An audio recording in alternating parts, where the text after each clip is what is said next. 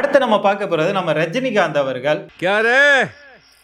செட்டிங்கா நடந்து முடிஞ்ச சட்டமன்ற தேர்தலில் வெற்றி பெற்ற தமிழக வெற்றி கழக தலைவர் திரு விஜய் அவர்களுக்கும் அவர் கட்சியினருக்கும் என்னுடைய வாழ்த்துக்கள்னு சொல்லிட்டு ஒரு ட்வீட்டை போட்டிருக்காரு.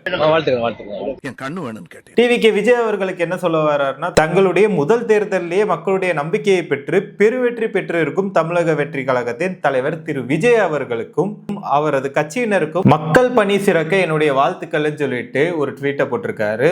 அது மட்டும் இல்லாம நம்ம MK ஸ்டாலின் அவர்களுக்கும் ஒரு ட்வீட் போட்டிருக்காரு. ஜனநாயக அரசியல்ல தேர்தல் ஒரு அங்கம் மட்டும்தான். அருமை நண்பர் திராவிட முன்னேற்ற கழகத்தின் தலைவர் திரு MK ஸ்டாலின் அவர்கள் வெற்றியில் ஆர்ப்பரிப்பவரும் இல்ல, தோல்வியில் தோல்பவரும் அல்ல, மீண்டும் போராடுவார், மீண்டும் வெல்வார்னு சொல்லிட்டு ஒரு சூப்பரான ட்வீட் போட்டிருக்காரு. விஜய் சாருக்கும் வாழ்த்துக்கள் சொல்லிட்டாரு.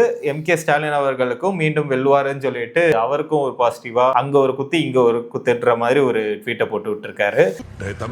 மறக்காம சப்ஸ்கிரைப் பண்ணிருங்க.